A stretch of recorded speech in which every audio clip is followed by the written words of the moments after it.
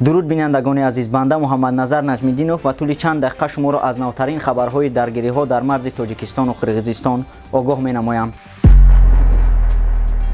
гуфтушуниди ҳайати Тоҷикистону Қирғизистон ки бо иштироки фармондеҳи нерӯҳои марзбонии Тоҷикистон Раҷабалӣ Раҳмоналӣ ва раиси Кумитаи давлати амнияти миллии Қирғизистон Қамчибек Тошев ба хотири ба эътидол овардани вазъ дар сарҳади ҳарду кишвар субҳи имрӯз дубора оғоз шуда буд, ба итмом расид, вале ҷонибҳо ба мувофиқа нарасиданд. Ин музокирот имрӯз дар яке аз қаҳвахонаҳои ҷамоати деҳоти Чоркӯҳи шаҳри Исфара баргузор гардид. Хабарнигори Азия Плюс ки дар ҷои ҳодиса қарор дорад, хабар додааст ки дар натиҷаи музокироти имрӯза ягон протоколи муштарак ба имзо нарасид ва аз ин рӯ музокироти баъдӣ ба пагоҳ, яъне 29 январ гузошта шудааст. Гуфта мешавад ки то ба ҳол маҳалли музокироти рӯзи 29 январ маълум нест.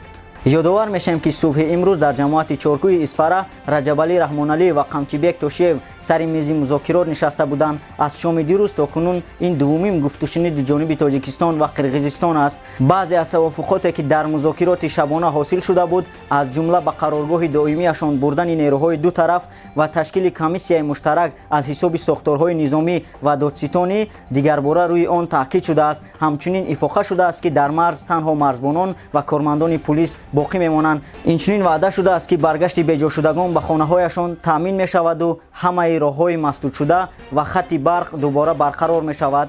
шаби 27 ба 28 январ низ раиси вилояти суғди Тоҷикистон ҳамроҳ бо сардорони риёсатҳои амният ва корҳои дохилӣ ва раиси вилояти Ботканди Қирғизистон барои ба эътидол овардани вазъ дар марзи ду кишвар сари мези музокирот нишаста буданд ки дар он ба тавофуқа расида буданд ки тирпарониҳо қатъ мешавад ва комиссияи муштарак далелҳо ва натиҷаҳои даргириҳоро дақиқ мекунанд.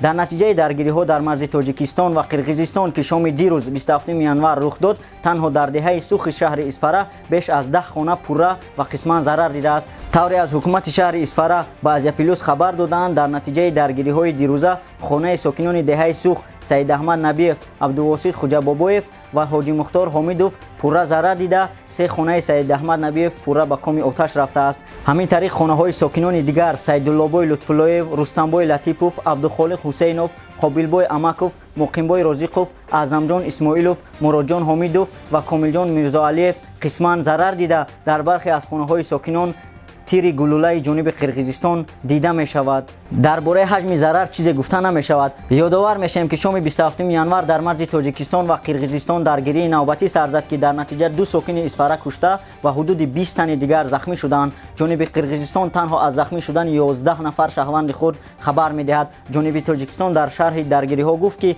тирпарониро қирғизҳо оғоз кардаанд. хабарнигори Азия Плюс аз Исфара иттилоъ додааст ки дар ҳоли ҳозир вазъ ором аст, аммо нигаронии мардум боқист.